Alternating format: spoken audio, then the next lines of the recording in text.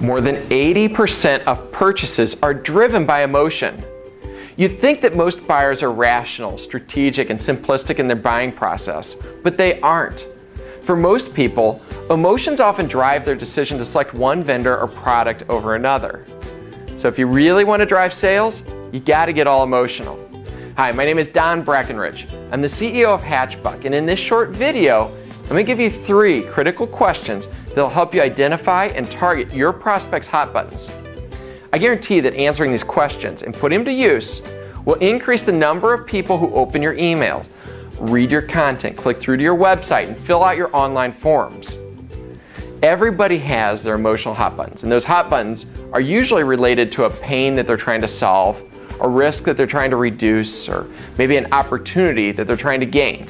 And in order to get anybody's attention, you've got to speak to those hot buttons. So consider the following 3 questions. Number 1, under what circumstances does a prospect start to think about buying what you sell? Usually a motivating factor is a pain or a risk. So what pain or risk did they start to experience? And why did they start to experience it? Did something happen in their life or business that changed and now they are required to begin shopping for a new solution? Or do they have a solution already, but that solution's outdated? Or maybe they're having trouble with their current vendor. Maybe they don't even hear from their current vendor. These are all questions that help you understand the root cause of the pain that you're trying to solve or the opportunity that you're trying to provide.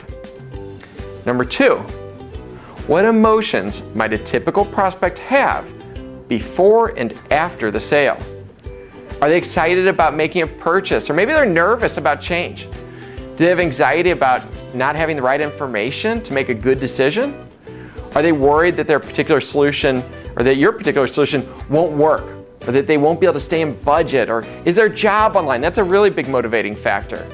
Are they worried about failure or embarrassment? Are they worried about getting fired for making the wrong decision? Understanding these emotions will help you to address them right away, faster than any competitor. So number 3, what does the prospect wish versus anticipate will happen when buying your product or service? Because what a prospect wishes versus anticipate might happen, those could be very different. Consider how you feel when you go out to buy a car.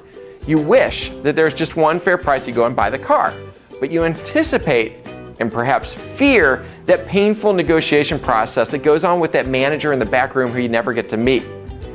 So if you understand these emotions, it enables you to close the gap and build a relationship with the prospect and gain their trust.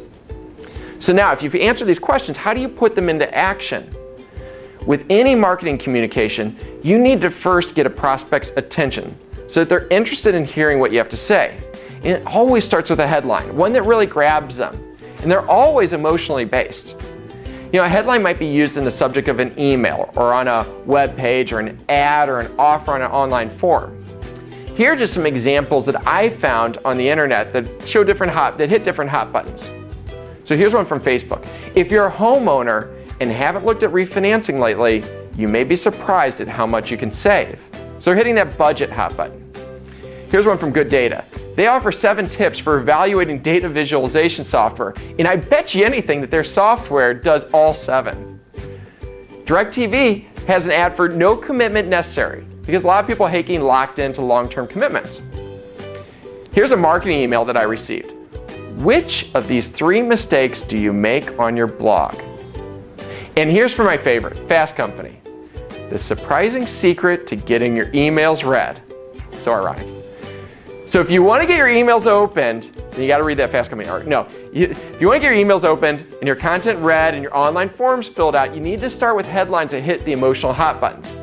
Those will get the reader's attention, and then you need to make sure that your content provides the reader with valuable educational information that addresses the hot button, that follows the headline. With this, you'll be able to calm fears and reduce risk. You'll be able to fire up excitement and get your prospect to the next step of the sales process with as little friction as possible.